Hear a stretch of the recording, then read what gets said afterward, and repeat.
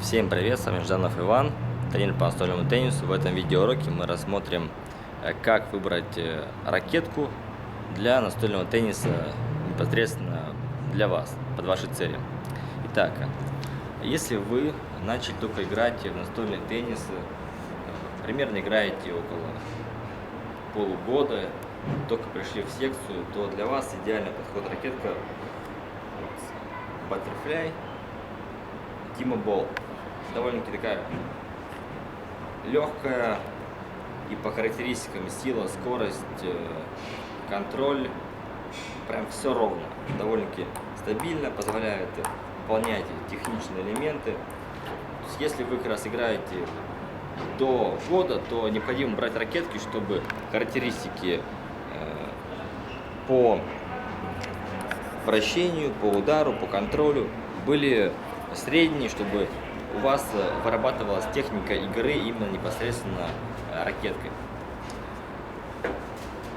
Если вы уже начинаете играть более регулярно, более систематично, уже играете около года-двух лет, то можно уже переходить от таких мягких ракеток, тренировочных, уже к таким ракеткам для спарринга.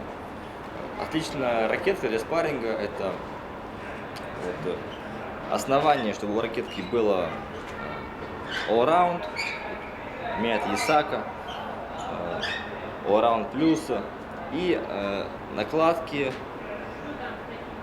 Stiga Mend Energy и Stiga MP. Довольно-таки такие ровные накладки, стоят недорого и хорошо подходят для игры как раз в средней зоне, в ближней зоне, когда нужно довольно тонко ощущать мяч, и в то же время уже, чтобы была сила какая-то удара и сила вращения. Menda Energy более мягкая, нежели Menda MP.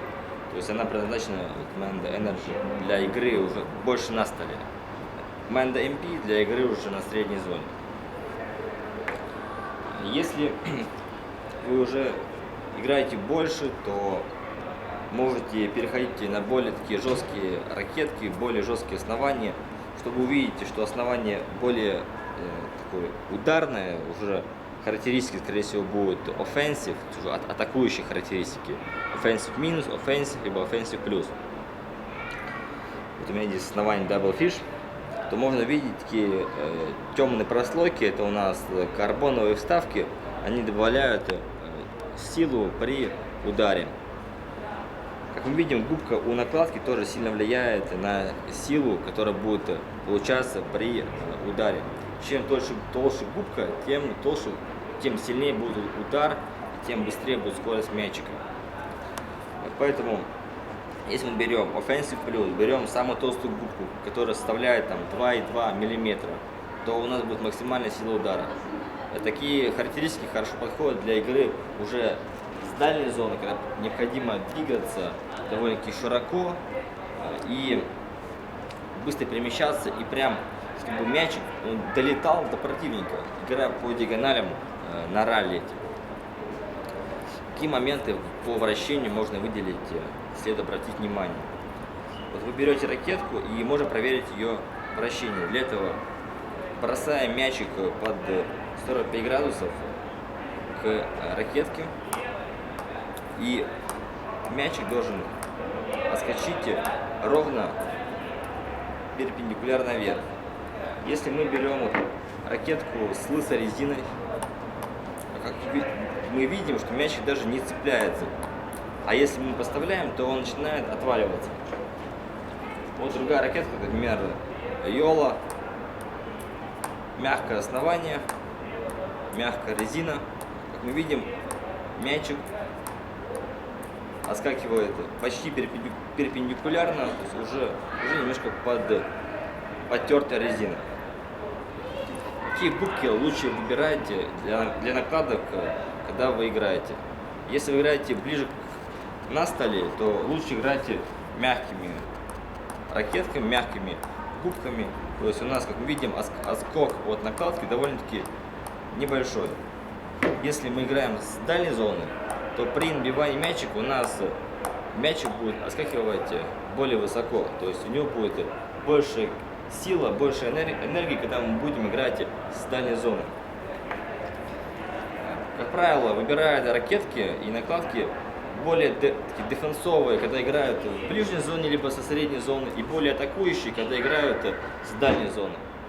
Это довольно-таки легко определить. Вначале лучше выбирать такие ровные накладки, ровные основания, основания all-round плюсы и накладки с такими средними характеристиками, чтобы не было такого, что характеристика контроль, она у нас составляла 6 из 10. Это довольно-таки плохое число для данной накладки. Вот есть накладка Доник Акуда. У нее все характеристики, кроме контроля, очень высокие, а контроль составляет 6.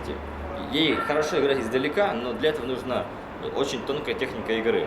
Для начинающих, конечно, это не подходит, это только будет портить его именно технику.